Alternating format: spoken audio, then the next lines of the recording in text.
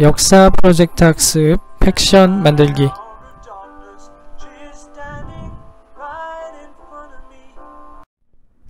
팩션 세 번째 시간입니다. 역사적 소재 발굴하기, 사료를 활용하는 방법에 대해서 이야기해 보도록 할 텐데요. 사료라고 하는 것은 역사 연구에 필요한 문헌이나 유물, 문서, 기록, 건축, 조각 따위를 이릅니다. 주로 문헌이나 문서, 기록 등은 문자로 기록되어져 있는 것이기 때문에 문자 사료라고 이야기를 하고요. 유물이나 유적, 그리고 건축물들, 조각품, 그리고 회화, 벽화 등은 비문자 사료라고 이야기를 합니다. 역사는 바로 이러한 사료를 토대로 해서 그 시대를 복원하는 작업이기도 한데요. 그 사료들이 어떠한 것인지를 오늘 살펴보도록 하겠습니다. 사료의 두 가지 개념에 대해서 살펴보도록 하겠습니다. 사료는 1차 사료와 2차 사료로 나뉘어지는데요. 1차 사료는 동시대 또는 그 사건이 일어났었던 현장에 있었던 사람들이 직접 보고 듣고 느낀 것을 기록한 문자 사료, 비문자 사료 등을 포함하고 있습니다. 당대인들이 그리고 직접 목격한 것을 기록한 것이기 때문에 보다 직접적이고 객관적인 내용들이라고 할 수 있겠죠. 2차 사료는 1차 사료를 기반으로 해서 그 내용을 인용하거나 해석해서 작성된 자료를 이야기를 하고 있고요. 때때로 2차 사료는 연구 목적에 따라서 1차 사료가 될 수도 있습니다. 예를 든다면 삼국사기라는 사료가 있습니다. 삼국사기는 유일하게 남아있는 고대사에 대한 공식 기록의 역사서입니다. 삼국사기는 직접 당대인들이 당시대를 기록한 것이 아니라 과거의 역사를 기록한 거기 때문에 2차 사료가 될 수 있겠죠.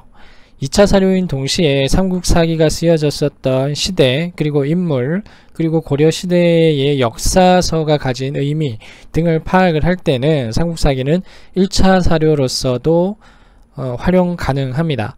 그래서 1차 사료와 2차 사료는 어떻게 활용하느냐에 따라서 그 개념이 조금 달라질 수도 있다는 걸 기억해 주시고요. 이 사료 중에 삼국사기가 가지는 의미는 고대사를 다루고 있는 가장 공식적이고 일반적인 기록은 삼국사기 하나이다. 그리고 삼국유사라는 책이 있습니다. 그것과 함께 두 개의 기록들이 우리가 흔히 알고 있는 삼국시대의 역사, 그리고 단군을 비롯한 상고사의 역사들이 여기서 시작한다라고 보시면 되겠습니다. 지금부터는 고대사를 다루고 있는 사료에 대해서 살펴볼 텐데요.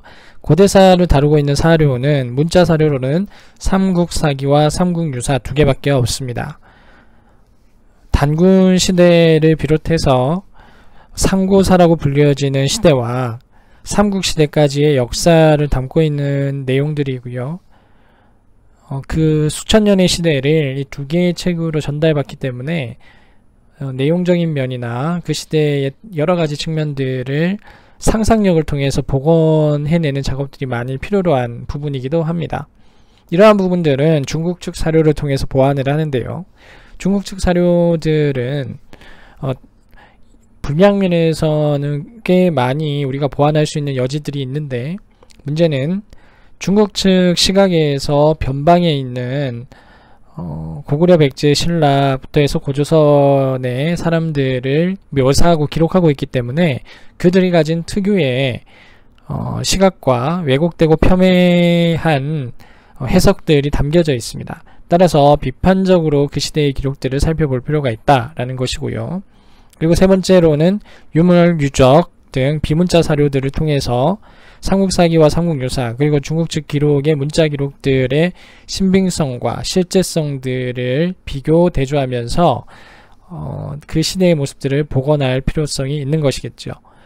그림에서 보면 벽화입니다. 고구려 덕흥리 고분벽화인데요. 인면조의 모습들이 그려져 있죠.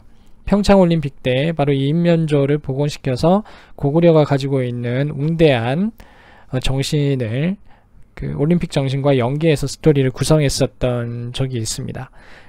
고대사의 경우 이러한 다양한 자료들을 통해서 상상력이 가미된 이야기들이 만들어지곤 하죠.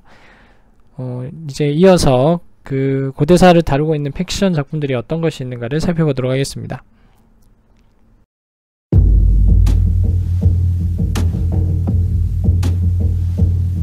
저 대지 위로 핀 붉은 해는 노래하리.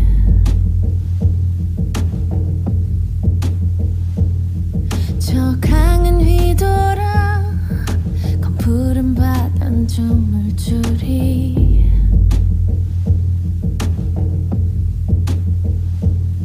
전달이 오르고 별이 길을 찾네. 검은 장공은 운명처럼 빛나리.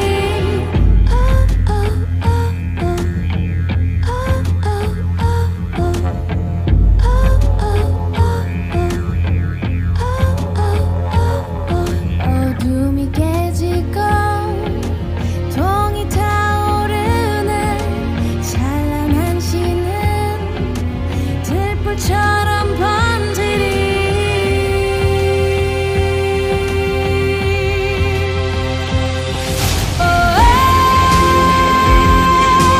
죽음보다 강한 그대여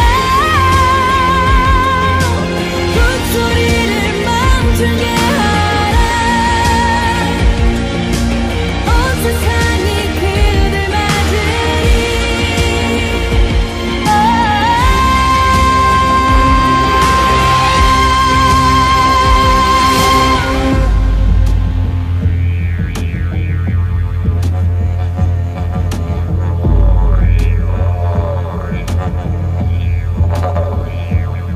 저 평온 안 들려 황금 물결 넘실 테리.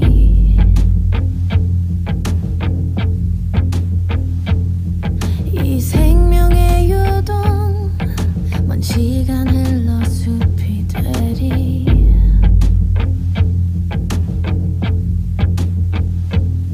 저 언덕에 홀로 벌럭이는 심장 하늘을 뚫고 영원하게 빛나리.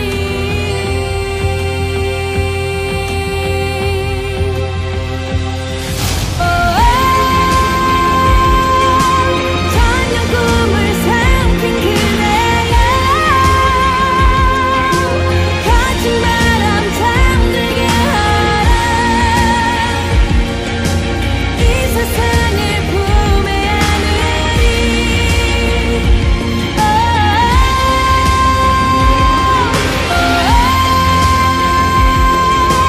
죽음보다 강한 그대여 굿소리를 멈추게 하라. 온 세상이 그댈 맞으리.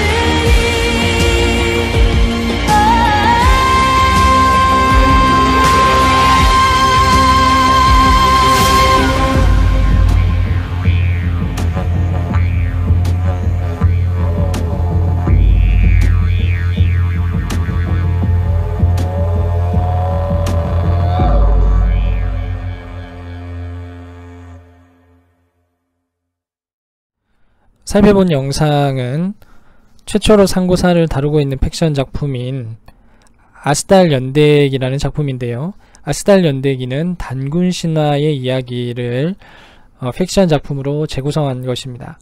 단군 신화는 삼국사기와 삼국유사 중에 삼국유사에만 담겨져 있는 내용인데요.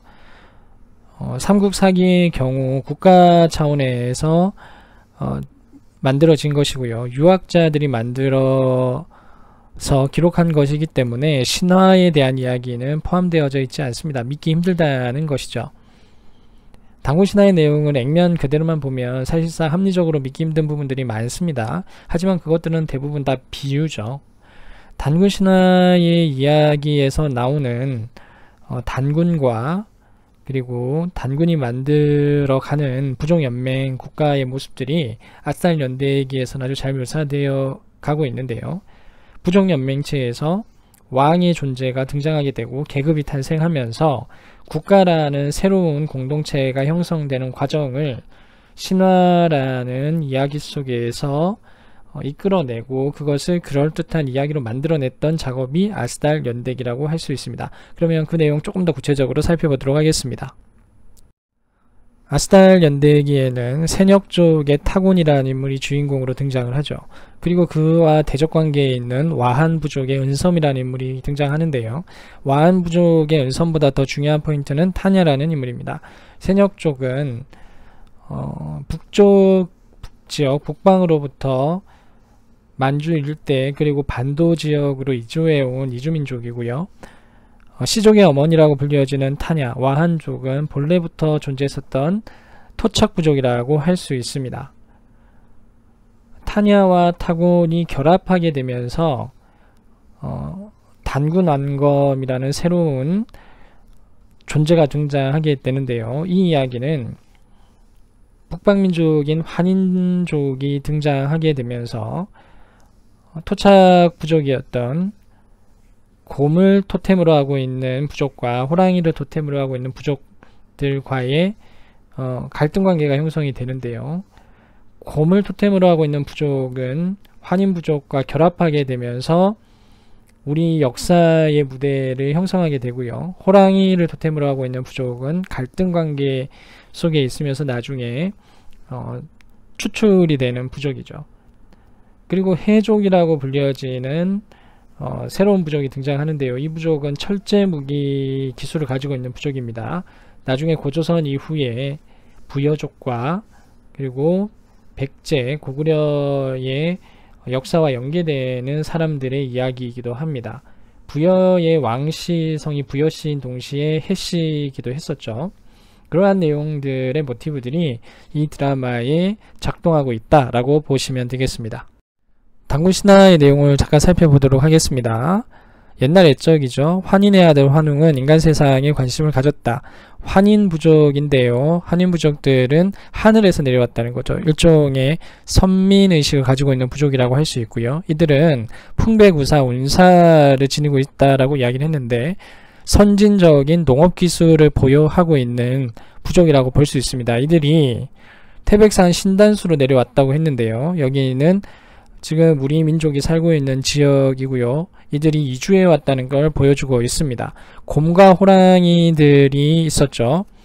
100일 동안 햇빛을 보지 말라고 당부를 했고 여러가지 이야기들이 나옵니다. 곰과 호랑이 부족은 당시의 토착 부족이고요. 새로운 농경기술을 가지고 이주해 온 부족으로부터 어떤 관계를 형성할 것인가를 고민하고 있었습니다. 호랑이는 갈등 관계를 형성하게 됐고 곰은 새로운 부족인 환인 부족과의 연대를 통해서 단군왕검이라는 새로운 권력 관계를 만들어내는데요. 고조선이 건국되는 시점입니다. 그러면 단군왕검은 어떤 존재인가에 대해서 살펴보도록 하겠습니다. 그 시대의 모습을 먼저 살펴보면 풍백, 우사, 운사 등이 등장했다는 것은 농경사회가 점점 형성되어져 가고 있다는 것이고요. 농경사회의 선진부족이었던 환인족이 곰과 호랑이라고 하는 아직 채집 단계에 머물러 있는 토착부족들과 만나게 되면서 만들어지는 이야기이고요. 선진문명의 농경기술을 가진 환인부족들이 이 지역을 지배해가는 과정이라고도 볼 수 있습니다. 단군왕검이라는 새로운 지배 계층이 등장하게 되는 것이죠. 단군이라고 하는 것은 종교의 제사장을 의미합니다. 지금도 이 용어가 남아있는데요. 단골이라는 말 들어봤죠? 단골이라는 말은 늘상 자주 찾는 그런 식당을 단골식당이라고 이야기를 하는데요. 예전에 주로 마을의 무속인들을 무슨 일만 있으면 찾아갔다고 이야기를 합니다. 그래서 그 무속인들을 단골이라고 불렀는데요. 그 단골은 무속인들을 상징하는 말로 단군에서부터 왔었던 언어라고 보시면 되겠습니다. 당시의 종교적 제사장이라고 하는 것은 그 사회의 정신적 지주로서 그 사회의 사상과 이데올로기를 만들어가는 인물이었다라고 볼 수 있고요. 그만큼 사회적으로 큰 영향력을 미치고 있었던 인물이었다고 볼 수 있습니다. 그리고 왕검이라는 명칭이 결합이 되는데요. 왕검은 군장으로서 그 지역의 최고 정치 지도자를 의미합니다. 그 공동체의 권력을 장악하고 있었던 인물이고요. 농경사회의 부의 재분배권을 가지고 있었던 인물이기도 합니다. 그렇기 때문에 종교적인 어떤 위상과 왕검이라는 현실적인 정치적 힘을 결합시킨 절대 권력이라고 하기에는 지금과 비교하면 상대적으로 약하긴 한데, 바로 이러한 재정일치 사회의 지배계층인 단군왕검이 탄생하고 있다. 드라마에서 보면 타곤이 반대하는 부족들을 물리치면서 왕이 되어가는 모습들이 매우 치열하게 그려져 있는데요. 그때 국가가 건국되는 과정이 단순히 평화롭게 이루어지지는 않았다라는 걸 보여주는 이미지 메이킹이기도 할 겁니다. 단군 신화와 아스달 연대기를 통해서 상고사를 다룬 팩션 작품에 대해서 살펴봤는데요. 상고사를 다루는 작품들의 사료는 삼국유사라는 제한적인 사료였고요. 주로 민간에 의해서 전승되는 이야기들이 결합되면서 만들어졌기 때문에 합리적이지 않은 부분들이 상당히 많습니다. 그래서 판타지 영역으로 이끌어가기에 적합한 부분들이기도 하죠. 서양에도 이와 비슷하게 신화 시대에서 만들어졌던 이야기들은 판타지물로 많이 만들어지죠. 왕좌의 게임의 경우가 그러한 거라고 할 수 있습니다. 삼국시대로 넘어오게 되면 상대적으로 기록이 많습니다. 그리고 객관적인 사실들이 많이 남아있기 때문에 판타지물로 만들기에는 어느 정도 제약이 되는 부분들이 있습니다. 물론 현대사회나 조선시대처럼 아주 세밀하게 기록되어져서 우리에게 남겨져 있지 않기 때문에 그 공간만큼 우리의 상상력을 채울 수 있는 부분들도 충분히 있을 거라고 볼 수 있습니다. 삼국시대를 다룬 대표적인 픽션 작품으로는 안시성이라는 영화가 있죠. 양만춘이라는 인물에 대해서 집중하고 있는데요. 이 내용을 살펴보도록 하겠습니다. 신궁을 가져왔습니다. 신궁으로 뭐 하시려고요? 이세빈을 잡을 거다. 여기 사정거리 바뀝니다, 성주. 이건 대공이라 멀리 날릴 수 있다. 하지만 이 활은 아무나 휠 수가 없습니다. 아시지 않습니까? 주몽신 말고는 휜 사람이 없다는 거. 우릴 버린 게 아니라면 고구려 신께서 함께 당겨주실 거다. 성주를 지켜라. 끝까지 싸운다. 우리 절대 물러서지 않습니다. 맞습니다. 죽을 때까지 끝난 게 아닙니다, 성주.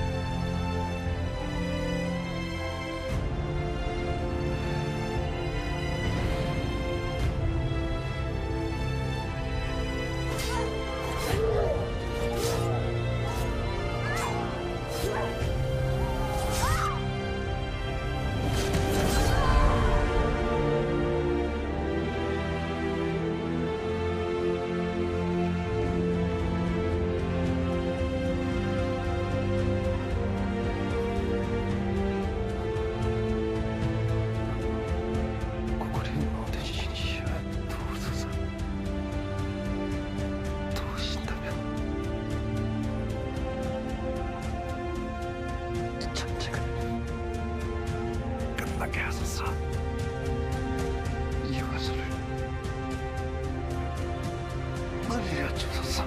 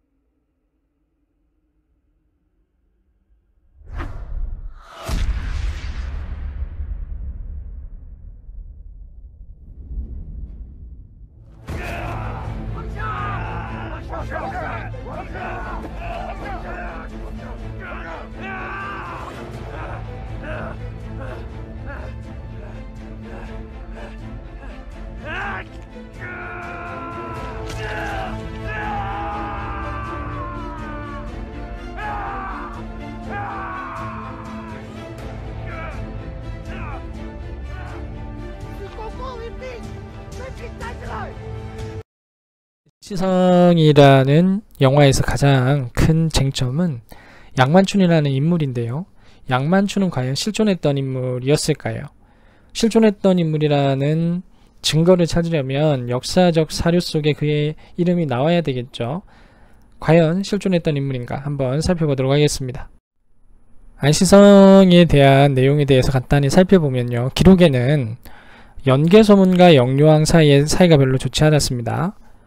연개소문은 당나라와 갈등 관계를 유지하려고 했었고요. 영유왕은 새롭게 등장한 당나라와 친선 관계를 맺으려고 했었는데 상당히 굴욕적인 관계였습니다.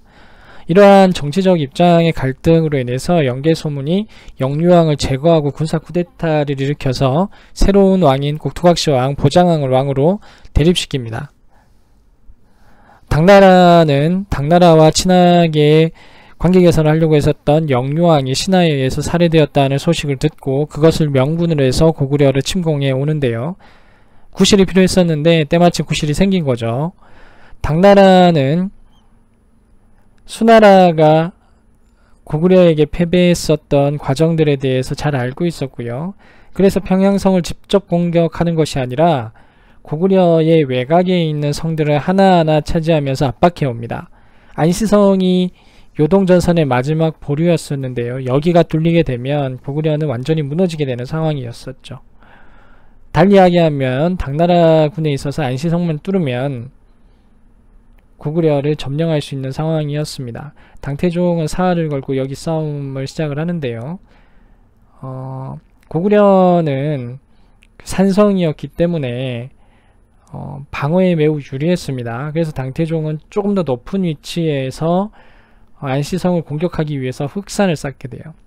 흑산을 쌓는 과정이었는데 안시성의 성주와 안시성 주민들이 흑산을 비밀리에 습격을 해서 흑산을 무너뜨리는 계획을 세웁니다. 그리고 흑산이 무너지죠. 흑산이 무너지고 당태종이 안시성 성주의 화살에 눈이 관통되면서 병들게 되고 그러한 과정에서 고구려에 의한 기습공격이 이루어집니다. 당나라는 수백만의 군대를 물리고 전쟁을 포기해야 되는 상황이 왔었던 것이죠. 여기가 대당전쟁에 대한 기록인데요. 양만춘이라는 이름은 등장하고 있지 않습니다. 안시성의 성주와 주민들에 의해서 안시성이 지켜졌다 정도의 내용만 기술되어져 있는 것이죠. 양만춘이라는 이름은 삼국사기 기록에 존재하지 않습니다. 그리고 고려 중후기, 조선 초기까지도 양만춘이라는 이름은 공식적인 사서에는 등장하지 않습니다. 양만춘이라는 이름 그리고 그와 같은 스토리, 특히 당태종이 알시성 성주의 활에 눈이 맞아서 후퇴하게 되는 그 과정의 스토리들 역시 삼국사기에는 나타나지 않고요. 그 스토리의 핵심은 당서지전 통속연이라는 소설에서 등장하게 됩니다. 양만춘이라는 이름이 등장하기 시작하고 매력적인 인물로 각색되기 시작했던 것은 조선 후기 그리고 고려 후기 정도의 기록들인데요. 특히 신채호가 쓴 조선 상고사에서는 양만춘에 대한 기록이 아주 명확하게 나와 있고요. 우리가 알고 있는 양만춘의 구국의 영웅담은 바로 여기서 시작하게 되는 것입니다. 양만춘이라는 인물은 어떤 매력이 있었기 때문에 역사적인 소재로 부각되어졌었던 걸까요? 삼국사기에는 기록되어져 있지 않은 인물입니다. 고려 중기 후반까지도 주목받지 않았던 인물이었고요. 실제로 역사 속에 존재했는지 하지 않았는지 여부조차 확인할 길 없는 인물입니다. 하지만 조선 후기 그리고 일제시대가 되면 구국의 영웅으로서 등장하게 되는 것이죠. 양만춘은 어떤 매력을 가지고 있을까요? 대당 침략기 때 활약했던 인물은 양만춘과 영계소문이 있을 겁니다. 영계소문이 사실상 진두지휘를 했고요. 총괄 책임자였었죠. 하지만 영계소문이 가지고 있는 가장 큰 취약점이 있습니다. 첫째는 독재자였던 거고요. 군사 쿠데타를 통해서 왕을 시해했던 인물이기도 하죠. 유교의 관점에서 보면 인정하기 힘든 인물이었을 겁니다. 그리고 그들의 아들에 의해서 정치적으로 내분이 일어나게 되면서 고구려가 멸망하게 되는데요. 영계소문은 탁월한 능력을 가지고 있지만 부도덕한 인물로 비추어질 여지가 많은 인물이기도 합니다. 반면 양만춘은 좀 다르죠. 양만춘은 오직 구국의 일념으로 백성들과 연대해서 싸웠던 인물이고요. 그의 영웅담은 우리 역사 속에서 길이 기억할 만한 소재이기도 할 겁니다. 드라마에서 보면 양만춘과 영계소문은 정치적인 라이벌로 등장하기도 합니다. 사실 시대를 비교를 해보면 아주 작은 성의 성주와 대망리지였던 영계소문이 같은 급의 정치적 라이벌이 될 수 있었는가 의문이 가는 인물이기도 하죠. 하지만 양만춘이라는 인물이 국난 극복의 상징적 인물로 그리고 권력을 탐하지 않은 백성과 함께 연대하는 탐욕 없는 군인으로서의 모습으로 영계소문과 대립적인 모습으로 우리 역사 속에 등장하게 되었던 것이죠. 하지만 과연 그의 모습은 사실에 부합하는 것인가? 의문이 남아있는 인물이기도 합니다.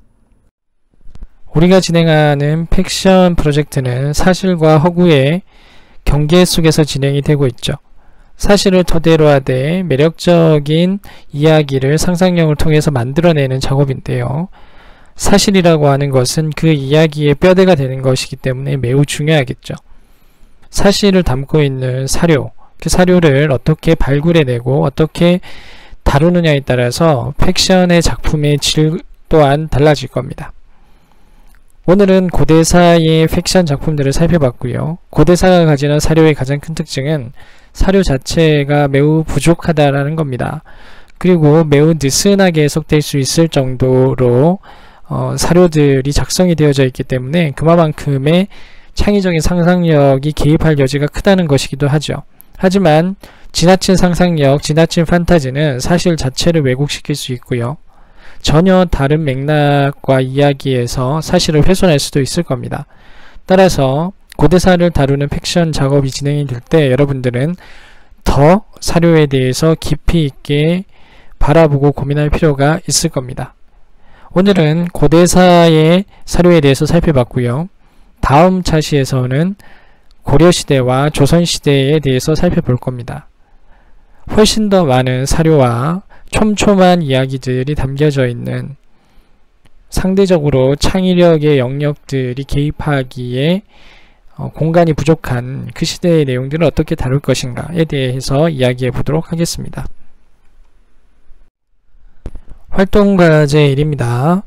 첫 번째는 여러분들이 고대사 내용 중에서 여러분들이 좋아하는 인물 혹은 여러분들이 관심 가는 사건에 대해서 작성을 해 주시고요. 그것과 관련된 역사적 사료에 어떤 내용들이 담겨져 있는가를 찾아보는 시간을 가져볼 겁니다. 2교시 때는 활동과제 2로 조선시대와 고려시대의 내용들을 찾아볼 텐데요. 여러분들이 제출할 것은 활동과제 1과 활동과제 2 중에서 취사 선택을 해서 제출을 해주시면 되겠습니다. 일단 1교시 수업은 이걸로 마치도록 하겠습니다. 수고하셨습니다.